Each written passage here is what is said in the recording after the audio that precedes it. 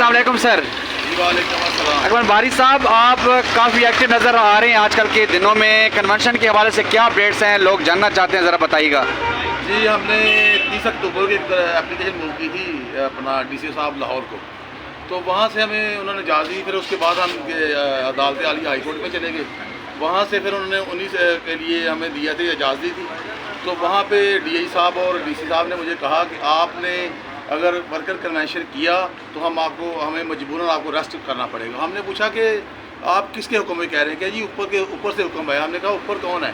तो उन्होंने कहा आपको हमने यही इजाज़त नहीं दे सकते, आपने वर्कर कन्वेंशन नहीं करना। तो फिर हमने दोबारा मूव किया, उसमें हम कंटेम्प्ट में चले गए हैं। तो इंशाल्लाह हो सकता है मैं 25 दिसंबर को करूँ वर्कर कन्वेंशन। सर, जिस तरह हमने देखा कि केपीके में इस पेशावर हाई कोर्ट की तरफ से इजाज़त भी दी गई, फिर भी वर्कर्स पर गोलियां चलाई गई, तो क्या इस तरह इधर भी नहीं हो सकता? देखें, यहाँ पे तो दूर होगा, पंजाब का तो पंजाब पे तो उनका खसूसी अपना नज़र है, तो लाहौर में तो बड़ी हमीयत है। तो इंशाल्लाह ताला हम फ़र्ज़ करें हम 100 बंदा भी इकट्ठा कर लिया ना हमने, तो इनकी 1 लाख के बराबर होगा। इंशाल्लाह वर्कर कन्वेंशन हम करके छोड़ेंगे।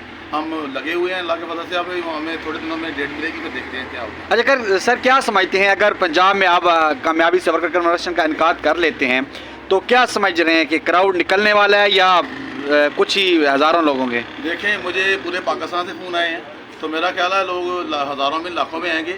जो वहाँ पे एक रिहर्सल की गई थी, एक्सरसाइज की गई थी 2 माह जो यादगार वाली, तो उससे बड़ा हमारा ये जलसा होगा। इंशाल्लाह जलसा ही हो जाएगा, बल्कि वर्कर कन्वेंशन। और पहला कन्वेंशन करने का कहाँ इरादा रखते हैं? लाहौर में गालिबन शायद आपका?